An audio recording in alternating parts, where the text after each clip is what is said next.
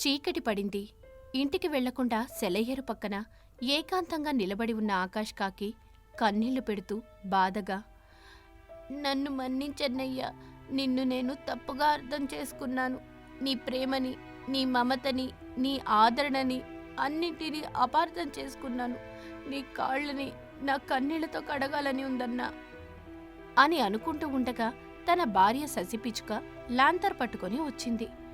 అది చూసి కన్నీళ్లు తుడుచుకుంది. కోపంగా పళ్ళు కొరుకుతూ ఉంటుంది. ఏమయ్యా, చీకటి పడింది, కనబట్టం లేదా? ఇంటికి రాకుండా ఒంటరిగా ఇక్కడేం చేస్తున్నావు? నువ్వు వెళ్ళు శశి, నేను కాసేపయ్యాక వస్తాను. నాకిక్కడే ఎంతో ప్రశాంతంగా ఉంది. నా మనసు తన బాధని తీర్చుకుంటుంది, కోపాన్ని చల్లార్చుకుంటుంది, అనుబంధాన్ని ప్రేమించడం నేర్చుకుంటుంది. అంత కొత్తగా మాట్లాడుతున్నావు, ఏమైంది నీకు? జ్ఞానోదయమైంది. 14 రోజుల జైలు జీవితం గుణపాఠం నేర్పింది. బంధువులు, రాక్షసులు ఎవరన్నది తెలియజెప్పింది. ఇప్పటికైనా నువ్వు తెలుసుకున్నావు, అదే చాలు నాకు. ఇక పద, ఇంటికి పోదాం. నువ్వు వెళ్ళు శశి, నేను కాసేపు ఒంటరిగా ఉండాలనుకుంటున్నాను. ఒంటరిగా ఉంటావా? ఎందుకు మామా? నువ్వెప్పుడు ఒంటరివాడివి కావు మామా. తాళి కట్టిన భార్యని నేనున్నాను, కన్యాదానం చేసిన అత్తమామలు ఉన్నారు, నిన్ను గౌరవించే నీ బామ్మర్ది ఉన్నాడు. అవునా? ఇప్పుడు నువ్వు చెప్పిన వాళ్ళంతా నేను జైలుకు వెళ్ళినప్పుడు ఏమయ్యారే? ఎక్కడా కనబడలేదు. ఒక్కసారి కూడా ఎందుకు నన్ను చూడ్డానికి రాలేదు? నా బెయిల్ ఎందుకు ప్రయత్నం చేయలేదు? చేశారు మామా. చేయలేదని ఎందుకు అనుకుంటున్నావు? ఎంత బాగా ఆలోచన చేసినా నువ్వు చేశారని చెబుతున్నది నాకెక్కడా కనబడ్డం లేదేంటి శశి? ఎదురుగా నేనుంటే ఎక్కడా కనబడ్డం లేదని అంటున్నావా మామా? ఏం చేశావు శశి? కన్యాదానం చేసిన వాళ్ళు కాపాడలేదు, కష్టంలో నష్టంలో తోడుగా ఉంటాడన్న బామ్మర్ది కాపాడలేదు. కట్టుకున్నందుకు నువ్వు తిరిగితేనే నాకు బెయిల్ వచ్చిందా? మరి ఎలా వచ్చిందని నువ్వు అనుకుంటున్నావు మామా? నా పావురం అన్నయ్య తిరిగితే వచ్చింది శశి. నా గోపి అన్నయ్య డబ్బులు కడితే వచ్చింది శశి. నేను జైల్లో ఉన్నప్పుడు నన్ను చూడ్డానికి వచ్చి ఏడ్చిన నా అన్నయ్య పొలం అమ్ముకుంటే వచ్చింది శశి. ఇది నిజం కాదా? చెప్పు శశి. నిజమే మామా. నా పుట్టింటి వాళ్ళు ఏమీ చేయలేదు, నేనే వద్దని చెప్పాను. అంతా నీ తోడు పుట్టిన అన్నయ్య చేశాడు. అయితే ఏం చేయమంటావ్? గుడి కట్టి పూజించాలా? రాజువయ్యా మహారాజువయ్యా అని పాట పాడాలా? చెప్పు, ఏం చేయమంటావ్? నువ్వేమీ చెయ్యొద్దే. నిన్ను పెళ్లి చేసుకొని నేనే పెద్ద తప్పు చేశాను. తాళి కట్టిన పాపానికి నిన్ను ఏలుకోవడం తప్పదు కదా. వెళ్ళు, నాకెప్పుడు రావాలనిపిస్తే అప్పుడే వస్తాను. అప్పటి వరకు నన్ను ఇలా ఒంటరిగా వదిలేయి. వెళ్ళు అని చెప్పగానే శశిపిచ్చుక ఏమీ మాట్లాడకుండా అక్కడి నుంచి వెళ్ళిపోతుంది. భర్త ఆకాష్ కాకి గుండె భారమైంది. కన్నీళ్లు పెట్టుకున్నాడు. సరిగ్గా అప్పుడే గోపీపావురం తన ముందు పెట్టుకున్న అన్నం తినకుండా బాధగా ఏదో ఆలోచన చేస్తున్నాడు. అది చూసిన భార్య మీనాచిలుక, అన్నం ముందు పెట్టుకుని ఆకాష్ కాకి గురించి ఆలోచిస్తే వస్తాడా చెప్పండి? నేను తమ్ముడు ఆకాష్ కాకి గురించి ఆలోచన చేస్తున్నానని నీకెలా తెలుసు మీనా? మీలో నేను సగభాగం కదా, అందుకే అలా నాకు తెలిసిపోతాయి. అక్కడ తమ్ముడు తిన్నాడో లేదో అని అంటుండగా అప్పుడే ఆకాష్ ఆ ఇంటి గుమ్మం దగ్గర నిలబడి, లేదన్నా, ఇంకా తినలేదు, నీ చేతి ముద్దలు తినాలని ఉందన్నా అని అనగానే గోపిపావురం మీనాచిలుక గుమ్మం వైపు చూశాయి. గుమ్మం దగ్గర కన్నీళ్లు పెట్టుకుంటూ ఆగిపోయిన తమ్ముడు ఆకాష్ కాకి కనపడ్డాడు.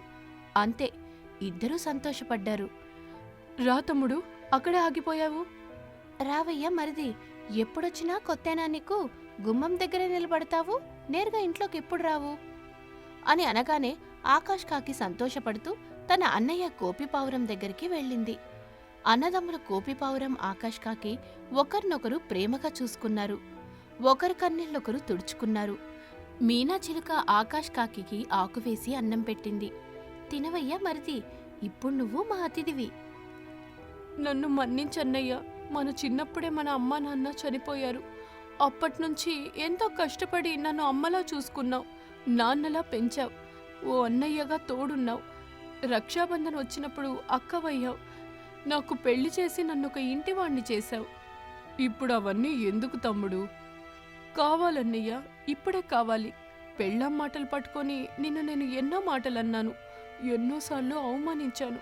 అయినా నీకు నా మీద కోపం రాలేదు, అలాగే ఏమాత్రం ప్రేమ తగ్గలేదు.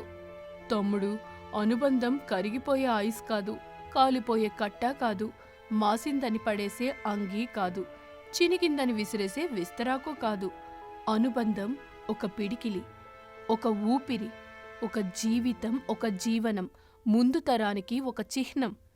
తెలుసుకున్నానన్నయ్య, ఎవరు సొంతమైన వాళ్ళు, ఎవరు పరాయి వాళ్ళనేది నాకు ఎదురైన చేదు అనుభవం నేర్పింది.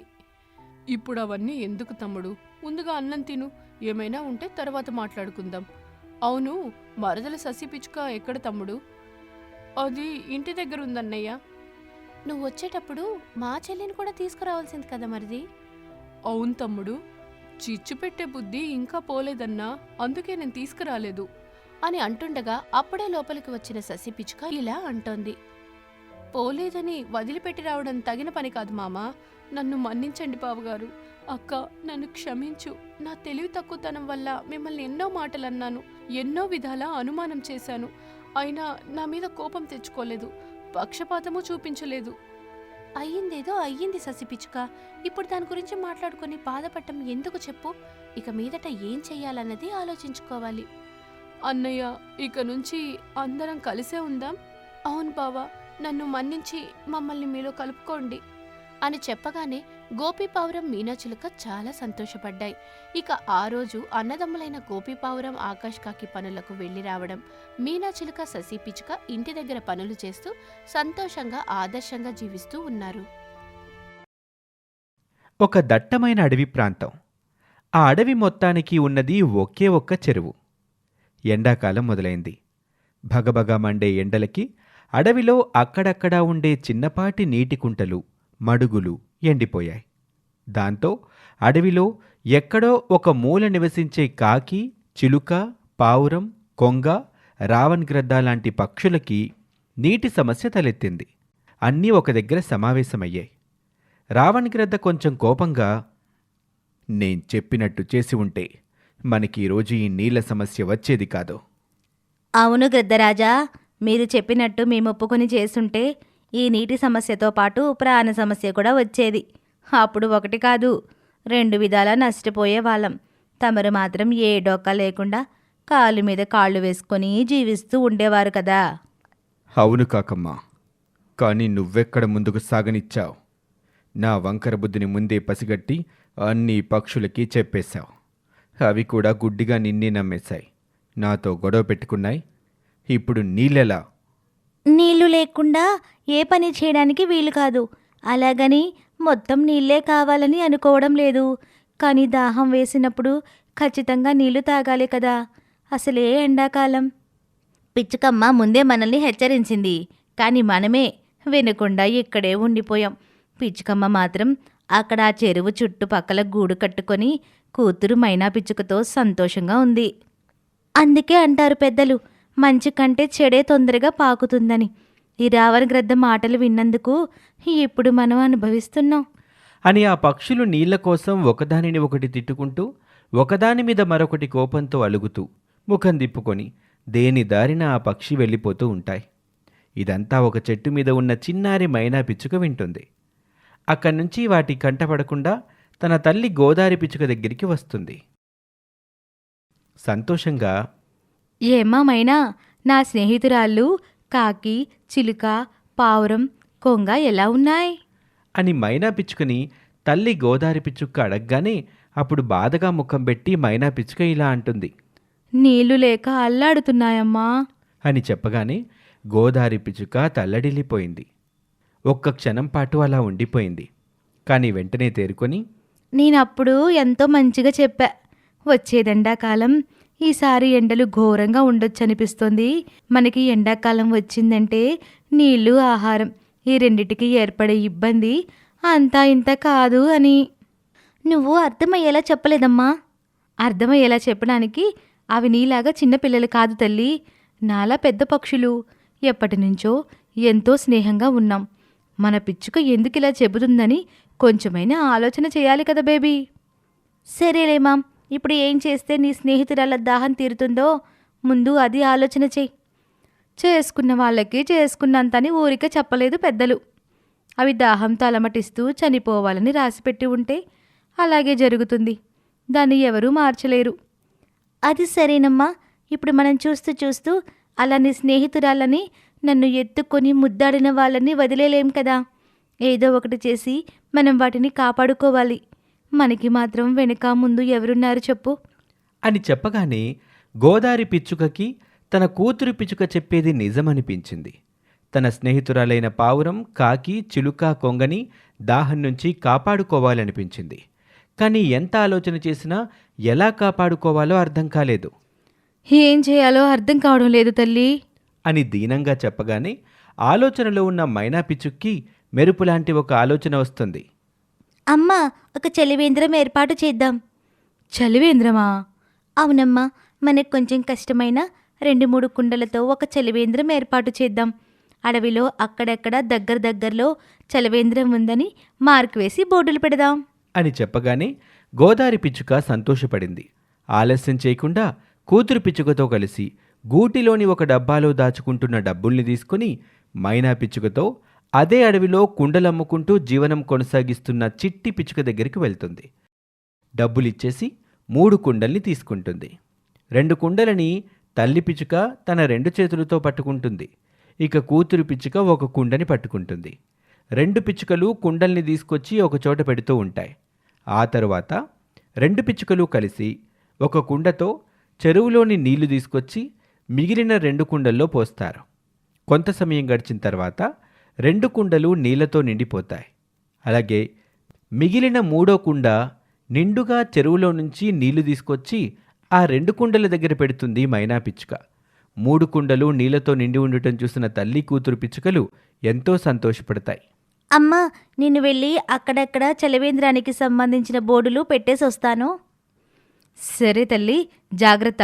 పాములు, గ్రద్ద ఉంటాయి, తెలివిగా ఉండాలి. అలాగేనమ్మా అని చెప్పి ఏర్పాటు చేసిన కుండల దగ్గరకు తల్లి గోదారి పిచ్చుకను వదిలిపెట్టి మైనా పిచ్చుక వాటి గూటి దగ్గరికి వెళ్ళి అక్కడ రాసిపెట్టి ఉన్న బోర్డులని తీసుకొని వెళ్ళి అడవి మొత్తం తిరుగుతూ అక్కడక్కడ బోర్డులు పెడుతుంది. దాహంతో అల్లాడిపోతున్న కాకి, పావురం, చిలుక ఈ 3 పక్షులు అడవిలో తిరుగుతూ ఉండగా చలివేంద్రానికి దారి అన్న బోర్డు కనిపిస్తుంది. ఏయ్, అటు చూడండి, అక్కడేదో బోర్డు ఉంది అని చెప్పగానే మిగతా పక్షులు ఆ బోర్డు దగ్గరికి వచ్చాయి. ఆ బోర్డు చూపిస్తున్న దారి వైపు వస్తూ ఉంటాయి. ఒకచోట ఏర్పాటు చేసిన చలివేంద్రం కనబడుతుంది. అక్కడికి వస్తాయి. అక్కడ నీళ్లు పోస్తున్న తల్లి కూతురు పిచ్చుకలు కనబడతాయి. అవి ఎంతో సంతోషపడతాయి. అన్నీ కలుసుకుంటాయి. అలా చిన్నారి పిచ్చుక చలివేంద్రం ఏర్పాటు చేసి ఆ పక్షుల దాహం తీరుస్తుంది. ఇది ఇవాల్టి స్టోరీ. మరొక స్టోరీలో మళ్ళీ కలుద్దాం. నమస్తే. అది అర్ధరాత్రి. దట్టమైన అడవి ప్రాంతం.